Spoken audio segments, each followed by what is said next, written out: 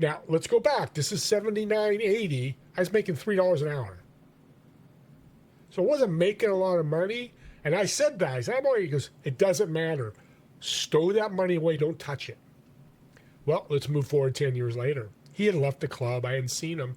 And I had this inkling to look at this account. It had $68,000 in it. I'm 28 years old. Wow. 29. I'm like, I looked at myself. I won the lottery. This is the greatest.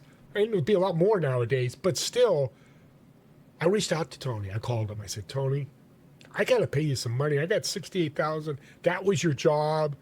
He was a financial advisor and working with multi-millionaire, very successful people. And he said, no. I said, why are you saying no? He goes, one, I'm retired. I don't want to take your money.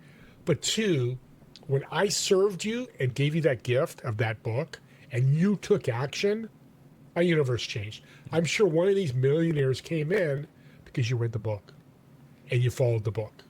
These are a lot of my advisors and your advisors. You get don't follow all the advice you give them. And they never do it.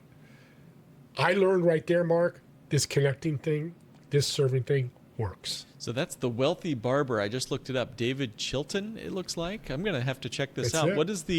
What's the nugget that you can give our audience from the book that'll entice them to want to read it too? What I remember, that was $79.80, so that was, 40 years. But the 10%, but the big thing is that is not money you use. Mm-hmm.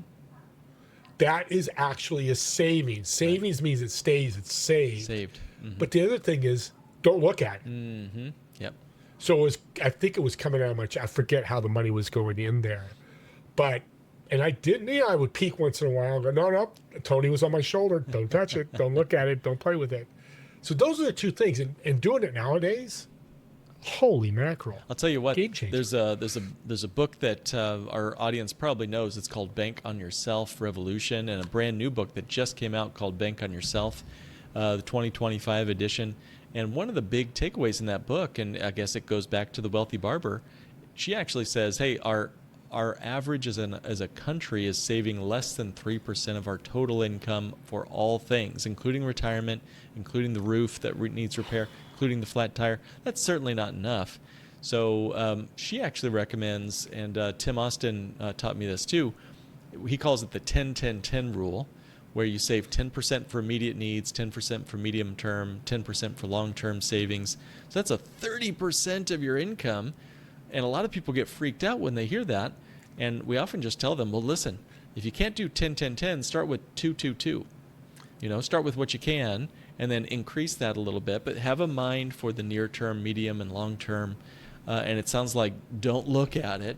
It's meant to be sort of set it and forget it. And simple, right? It's not, you weren't being taught by this financial advisor to do triple leveraged options trading on Wall Street. Yeah. It was put it in a shoebox or wherever you set it and just let it sit there. And because you couldn't grab it, that's how you were successful. It's the people who raid the cookie jar every 90 days for the new flat screen TV that never make a difference. I don't know if I have a question in there or not, but I'm just cheering you on, and look what you've been able to accomplish since. But that wasn't the only thing you learned there. It wasn't just the financial lessons. It sounds like networking was a golden investment tool too. Like, how would you describe the value of networking as you speak to our audience today? What's the point of networking? Why do we need to do it in 2025 and 2026 and beyond? That's a great question. And what I talk about all the time, I'm going back to the financial. One, this is a financial podcast, but people understand it. What's an asset?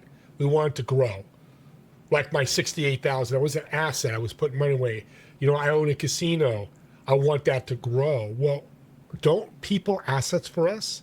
I think we're in the people asset business. Everybody, all of you listening, even if you work 8 to 5, because when you treat that manager well, maybe that promotion comes in and you get an extra 20, 5,000, whatever that is.